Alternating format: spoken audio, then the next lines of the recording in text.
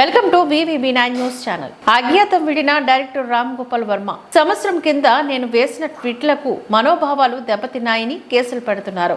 ఒకే రోజు 4 వేర్వేరు ప్రాంతాల్లో నలుగురికి మనోభావాలు దెబ్బతిన్నాయా?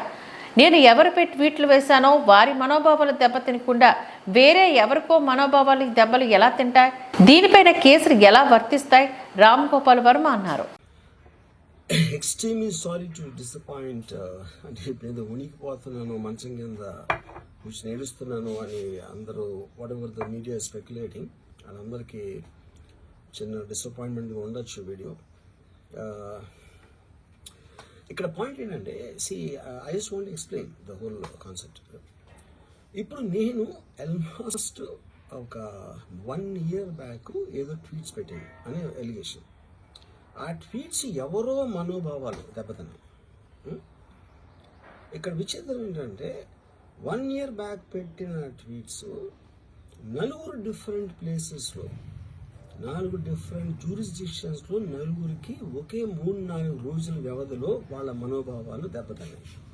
వాళ్ళు ఆ పరంగా కంప్లైంట్ ఇవ్వడం, కేసులు పెట్టడం జరిగింది.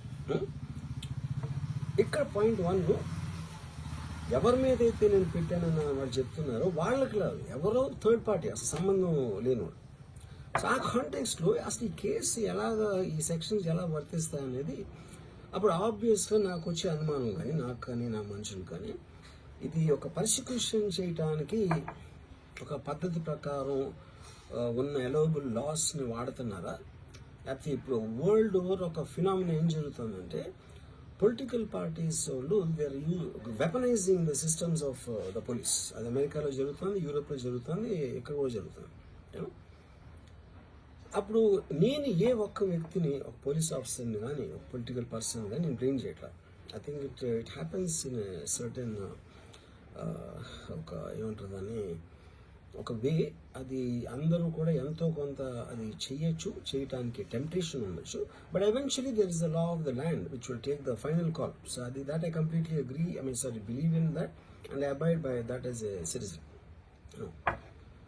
సో ఇప్పుడు ఇక్కడ జరిగింది ఏంటి, నాకు ఒక నోటీస్ వచ్చింది, నేను ఒక రిప్లై ఇచ్చాను, ఫలానా చోట ఫలానా తారీఖు నేను వస్తాను. అప్పటికి నాకు జరుగుతున్న పని ఒక ఆన్గోయింగ్ స్కెడ్యూల్ ఉంది కాబట్టి, నాకు ఫిలిం వర్క్ ఉంది కాబట్టి అవ్వలేదు. అండ్ ఇట్ ఈస్ వేరే ప్రొడ్యూసర్ చేస్తాను, ఆ ప్రొడ్యూసర్కి నష్టం వస్తుంది కాబట్టి నేను మళ్ళీ టైం అడిగాను. ఇదేంటి కేసు, ఇదేం అర్జెంట్ కేసు అంటే 1 year తర్వాత ట్వీట్ చూసిన అతనికి 1 weekలో అన్నీ అయిపోవాలనేది ఏమన్నా మీనింగ్ ఉంటుంది అసలు దానికి? So which basically means it is being done for purposes other than the urgency of the case.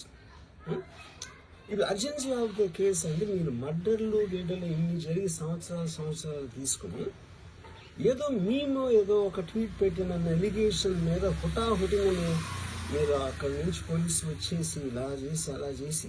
ఇప్పుడు ఇంకోటి ఏంటంటే, ఫస్ట్ ఆఫ్ ఆల్ నాకు పోలీసులు అరెస్ట్ చేయడానికి వచ్చారు లేదో కూడా నాకు సరిగ్గా తెలియదు, ఎందుకంటే they didn't say it in so many words. నేను మీడియాలో కూడా ఎక్కడ చూడలేదు ఆ విషయం, అంత మీడియా స్పెక్యులేషన్ తప్పిస్తే అది నేను చూడలేదు. బట్ ఇందాక నేను చెప్పిన కారణాల మూలన కోఇన్సిడెంటల్గా వేరే వాళ్ళు అన్ని చోట్ల నుంచి వచ్చేస్తున్నారు అది ఇది అన్నప్పుడు ఐ డోంట్ వాంట్ నా టైం వేస్ట్, నా వర్క్ వేస్ట్, నా వర్క్ ప్రెషర్ ఉన్నదాని మూలన I wanted to take the assistance with judicial, because that is the final say in a democratic system కాబట్టి. సో అది దానికోసం దిస్ ఈజ్ వాట్ హ్యాపెన్. ఇప్పుడు ఇక్కడ ముఖ్యంగా మనం గమనించాల్సింది ఏంటంటే, ఇప్పుడు ఏదో ఒక ట్వీట్ పెట్టాడు, లేకపోతే ఒక మీము, ఒక కార్టూను, ఒక జోకో, లేకపోతే ఒక హార్డ్ ఒపీనియన్, దానికోసం కేసులు పెట్టే ఆస్పెక్ట్ అనేది సీరియస్గా తీసుకుంటే 100 కోట్ల ఇండియన్ జనాభాలో నాకు తెలిసి 50 lakhs మీద కేసులు పెట్టాలి. ఆ ప్రకారం అయితే మనం అందరూ చేసేది పొద్దున్న లెగిస్తే మనం ఒపీనియన్లు ఇస్తూ ఉంటాం సోషల్ మీడియాలో. అది ఏ ఫామ్లో అవ్వచ్చు, సెటైర్ అవ్వచ్చు, మీమ్ అవ్వచ్చు, ఏదో వేరే ఫుటేజ్ అవ్వచ్చు, లేకపోతే ఎవరినో కోడ్ చేసి మనం కామెంట్ చేయొచ్చు. రకరకాలుగా మన అభిప్రాయాలను మనం సోషల్ మీడియాలో వేస్తూ ఉంటాం. అది కొంతమందికి నచ్చచ్చు, కొంతమంది నచ్చకపోవచ్చు. ఇప్పుడు చూస్తే చాలామంది కొన్నిటికి అఫెండ్ అవుతారు, కొన్నిటికి నశిస్తారు, కొంతమంది చప్పట్లు కొడతారు, కొంతమంది చీ కొడతారు. That is the process of the conversation which happens in the social media. అలాగే నా మీద కూడా చాలా నీచంగా కామెంట్ చేస్తారు, కానీ దాని గురించి నేను ఎప్పుడు అనలేదు, because I know it is a part of the eco system of the social media. అది లేకపోతే సోషల్ మీడియాకి మీనింగ్ లేదు ఫస్ట్ ఆఫ్ ఆల్. మీనింగ్ ఉండాలి అని మనం ఒకవేళ అనుకుంటే అప్పుడు దానికి పాలసీ చేయాలి. ఇప్పుడు ఎగ్జిస్టింగ్ థింగ్స్ సరిపోవు కాబట్టి ఏది చేయకూడదు ఏది చెయ్యాలి అని ఖచ్చితమైన క్లారిటీతో వచ్చినప్పుడు అది ఆటోమేటిక్గా లా ఆఫ్ ద ల్యాండ్ అయిపోతుంది. Then it becomes easy for everyone. కానీ అది చేయటానికి ఫ్రీడమ్ ఆఫ్ స్పీచ్ కట్టేల్ చేయాలా, ఎక్స్ప్రెషన్ కట్టేల్ చేయాలా అనేది of course the experts have to decide and realise దాని మీద ఎలాంటి రామిఫికేషన్స్. ఇప్పుడు దాని పేరు మీద చెప్పి ఫ్రీడమ్ ఆఫ్ ఎక్స్ప్రెషన్ కట్టేల్ చేస్తే that might have many more consequences which could be more dangerous than what they think it is now. So again I want to say, నేను ఎవరిని బ్లేమ్ చేయలేదు. ఒక పర్టికులర్ పర్సన్ హైపోథెటికల్గా ఉన్నాను అనుకున్నాను, నా మీద ఒక చేసి నన్ను హెరాస్ చేయడానికి ఒపీనియన్ పవర్లో ఉన్న అతను చేస్తున్నాడు అనుకున్నాం అంటే తప్పేంటి. ఇప్పుడు హెరాస్ చేసే పవర్ లేకపోతే పవర్లో రావడానికి ఎందుకు అసలు ఏదైనా చేయటానికి. So like wise social media అనే మాధ్యమం నా దగ్గర ఉంది కాబట్టి నాకు ఎన్నో కొన్ని ఫాలోవర్స్ ఉన్నారు కాబట్టి వాళ్ళకి రీచ్ అవ్వడానికి నేను చేస్తాను, అలాగే వాళ్ళు చేస్తారు. కానీ నన్ను కానీ తన్ను కానీ అందరినీ ఫైనల్గా జడ్జ్ చేసేది judiciary. That is the whole point. మీకున్న ఒక నాన్ క్లారిటీ ప్రాసెస్లో వాట్ ఈజ్ టూ మచ్ అనేది ఎవరు చెప్తారు, ఎప్పుడు చెప్తారు, ఎలా చెప్తారో అది ఎక్కడ రాసి ఉంది. ఆ క్లారిటీ అది లేనప్పుడు ఆటోమేటిక్గా this will keep on happening. So I case ఒక మొత్తం social media almost 90% of them they will be liable for cases to be put. ఏంటంటే పొద్దున్న లేస్తే అందరూ చేసేది అదే, ఎవరో ఒకరిని తిట్టడం, ఎవరో ఒకరిని ఇది చేయడం, ఎవరో ఒకరి మీద ఒపీనియన్ ఇవ్వడం, ఎవరో ఒకరి పర్సనల్ లైఫ్కి వెళ్ళిపోవడం. అది తప్పిస్తే సోషల్ మీడియాలో ఇంకేం చేస్తారు అసలు. సో ఇప్పుడు వాళ్ళందరి మీద పెట్టాలి అంటే అక్కడికి ఎలా అంత ఉంటుంది.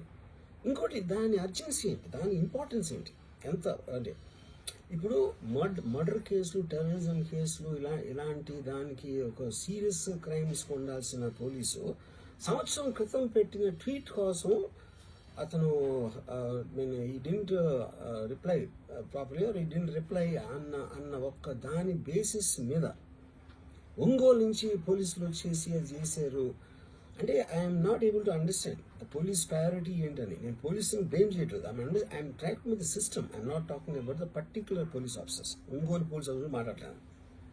So is there is system in place for that? Priority of importance అనేది ఉంటుంది కదా ఎక్కడో చోట.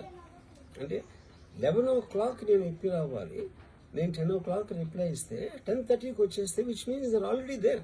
అంటే అన్ని పనులు వదిలేసి ట్వీట్ పెట్టిన వాళ్ళ మీద వస్తే I really don't understand the context honestly. అందుకని ఇప్పుడు ఇది నాది క్వశ్చన్ కాదు. రామ్ గోపాలమో ఒకడు ఎవడో ఉన్నాడు అటు పెట్టి, ఇంకోటి ఎవడో సబ్బారావు పెట్టాడు, అప్పారావు పెట్టాడు. సో దీని మూలాన రామ్ గోపాల్ మీద అప్పారావు సుబ్బారావు మీదకి వస్తే రేపు ఎంతమంది మీదకి వెళ్తారు, ఇది అందరి ప్రాబ్లం. సో అది నా పాయింట్. ఇప్పుడు ఒక చాలా ఫేమస్ లైన్ ఉంది సెకండ్ వరల్డ్ వార్ టైంలో, వెన్ హిట్లర్ ఆస్పెక్ట్స్లో first they came for someone, I thought it was someone else, then they came for somebody else, I thought it was somebody else, then they came for me. అంటే ఏంటి, then they came for everyone. So that is what we need to actually, that is the main issue which is what I wanted to bring to your notice. అప్పుడు ఒక్క second నన్ను మర్చిపోతే social మీడియాలో tweets memes పెట్టినంత మాత్రాన ఎవరో ఒకళ్ళు ఏదో ఒక రోజు మేల్కొని 1 year తర్వాత నేను అప్పుడు చూశాను కానీ ఇప్పుడే చూశాను, అప్పుడు పెట్టావు, ఇప్పుడు నా మనోభావం దెబ్బతిందంటే అసలు దానికి అంత అనేది ఉంటుందా అలాంటి కేసులు పెట్టడానికి? ఓకే, బై లా కంప్లైంట్ వచ్చినప్పుడు కేసు తీసుకోవాలి, ఐ అండర్స్టాండ్. నాకు అంత మాత్రం లా పరిజ్ఞానం నాకు కూడా ఉంది. కానీ అది మీరు సీరియస్గా తీసుకుంటే, ఒక యూనిఫామ్ డిస్పారిటీ లేకుండా, డిస్క్రిమినేషన్ లేకుండా మీరు అందరినీ సీరియస్గా తీసుకుంటే ఒక అంటే మొత్తం సోషల్ మీడియా మొత్తం జైల్లో ఉంటుంది అట్లీస్ట్ 80 to 90%. ఎందుకంటే సోషల్ మీడియాకి వచ్చేదే దానికోసం, ఎవరైనా సరే వచ్చేది ఫైనల్గా. So basically I felt there is a need for me to tell for concern people. ఇప్పుడు నేను పారిపోయానా, దాక్కుని ఏడుస్తున్నానా, భయపడి ఉనికిపోతున్నానా, వాట్ ఎవర్, అది okay, that's all fine. I know that is entertainment at the end of the day. అలాంటి thumbnails లేకపోతే ఎవరు చూడరు కాబట్టి వాళ్ళ బతుకు తీరు కోసం అలాంటివి పెట్టుకుంటారు. I have no problem with that. Everybody wants to make a living. But on the larger picture I want to say this one thing lastly నేను చెప్పేది అంటే, ఒక్కటే అందరూ అర్థం చేసుకోవాల్సింది, ఇది సోషల్ మీడియా ప్రాబ్లం, నా ఒక్క ప్రాబ్లం కాదు.